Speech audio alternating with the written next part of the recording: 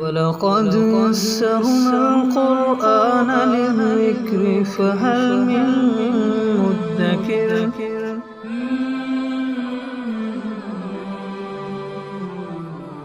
سورہ آل عمران آیت نمبر 75۔ اعوذ باللہ من الشیطان الرجیم، بسم اللہ الرحمن الرحیم۔ ومن اہل الکتاب من ان تأمنه بقنطار يؤده الیک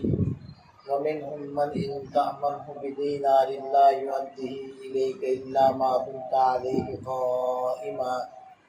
ذلك بأنهم قالوا ليس علينا في الأميين سبيل وَيَقُولُونَ عَلَى اللَّهِ الْكَذِبَ وَهُمْ يَعْلَمُونَ۔ سابقہ آیات میں یہود کی دینی اعتبار سے جو خیانتیں تھیں ان کا تذکرہ تھا، اور ان آیات میں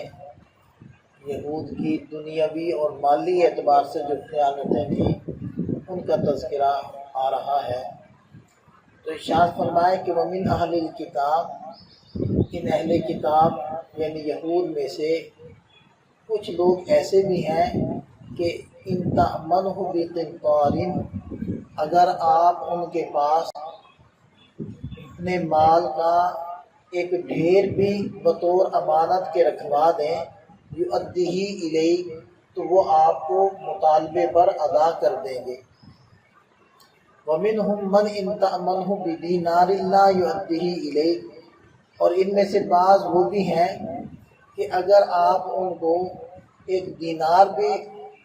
دے دیں، یعنی کہ بطور امانت رکھوا دیں، تو لا یؤدیہ الیک، وہ آپ کو واپس نہیں کریں گے،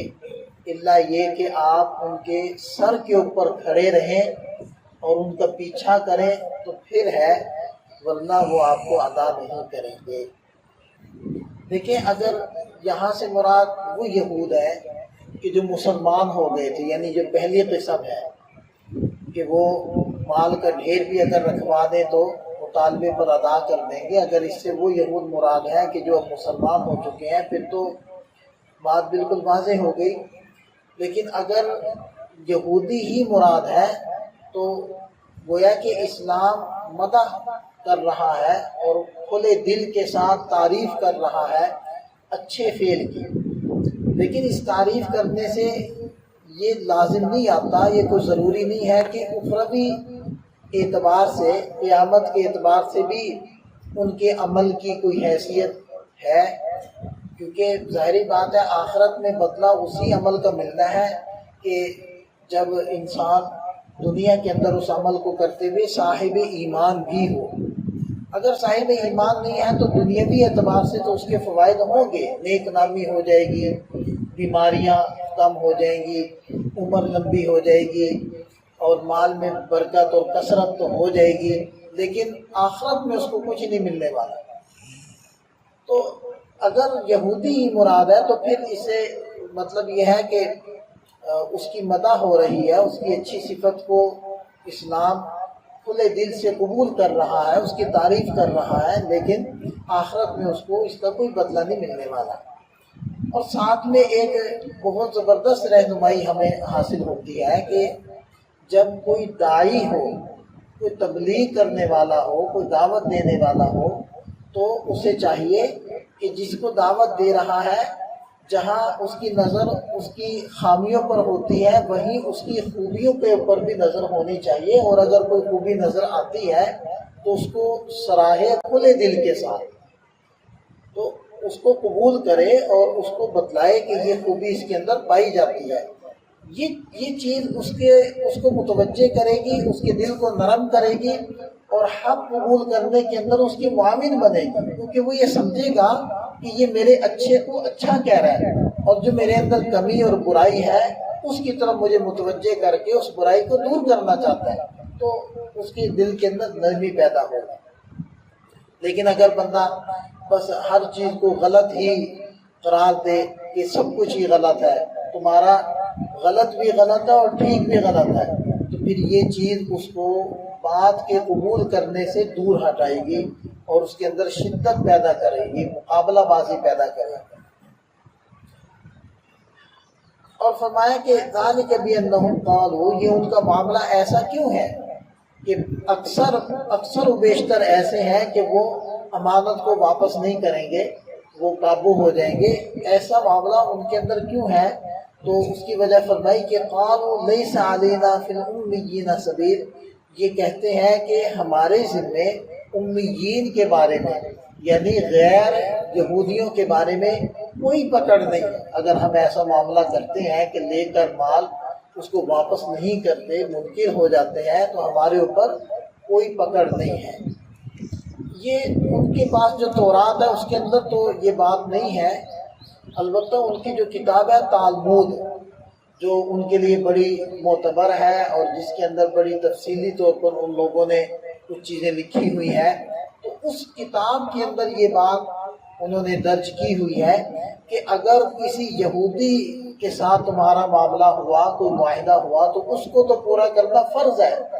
لیکن اگر غیر یہودی کے ساتھ کوئی معاملہ تمہارا ہو گیا، اس وعدے کو پورا کرنا، نبھانا تمہارے ذمے کوئی فرض نہیں ہے، تم اگر توڑ دو وعدے کو تو کوئی حرج نہیں۔ یہودی کے مال کو ہڑپ کرنا اور کھانا تمہارے اوپر حرام ہے، لیکن غیر یہودی کے مال کو تم اگر کھا جاؤ تو بہت اچھا ہے، اس میں کوئی حرج نہیں، کیونکہ وہ یہود اپنے علاوہ، یعنی یہودیوں کے علاوہ دیگر قوموں کو، چاہے وہ نصارہ ہوں، چاہے وہ مسلمان ہوں یا کسی اور مذاہب کو ماننے والے ہوں، وہ یہود اپنے علاوہ دوسروں کو انسان بھی تصور کرنے کے لیے تیار نہیں ہے، انسان بھی ماننے کے لیے تیار۔ وہ کہتے ہیں کہ ہاں یہ انسان نما حیوان ہے، یہ تمہاری خدمت کے لیے ہے، اتنا وہ تو زندہ رہنا چاہیے کہ وہ تمہاری خدمت کر سکے، تمہارے لیے اسباب مہیا کر سکے، اس کے علاوہ بقیہ زیادہ انسانوں کو دنیا میں ہونا ہی نہیں چاہیے، ان کو ختم ہو جانا چاہیے تاکہ ہمارے لیے زیادہ وسائل اور اسباب بچیں اور ہم ان کے اندر رہ کر عیاشی کر سکیں۔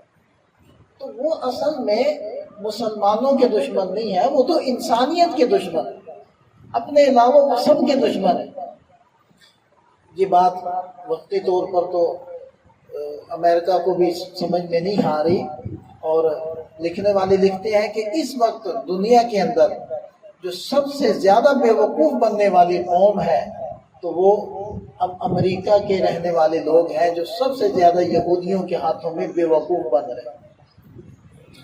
بہرحال تو وہ اصل میں یہ عقیدہ بنائے بیٹھے ہیں کہ غیر یہودیوں کے بارے میں ہمارے اوپر کوئی پکڑ نہیں ہے، وَيَقُولُونَ عَلَى اللَّهِ الْكَذِبَ وَهُمْ يَعْلَمُونَ، اور وہ اللہ کے اوپر جھوٹ بولتے ہیں حالانکہ وہ جانتے ہیں، یعنی جان بوجھ کر جھوٹ بولتے ہیں، حالانکہ اللہ تعالیٰ نے کوئی ایسا حکم نہیں اتارا کہ ان کو یہ کہا ہو کہ غیر یہودیوں کے بارے میں تمہیں ہر طرح کی چھوٹ ہے۔ بلا من اوفا بعہدہ، کیوں نہیں، بھلا جو آدمی اپنے وعدے کو پورا کرے اور گناہ سے بچے تو یقیناً اللہ تعالیٰ گناہ سے بچنے والوں کو پسند فرماتے ہیں۔ تو ایسا تو کوئی معاہدہ اللہ تعالیٰ نے ان کے ساتھ نہیں کیا ہوا، یا کوئی حکم ایسا نہیں اتارا۔ ان الذین یشترون بعہد اللہ، یقیناً وہ لوگ جو اللہ سے کیے ہوئے وعدے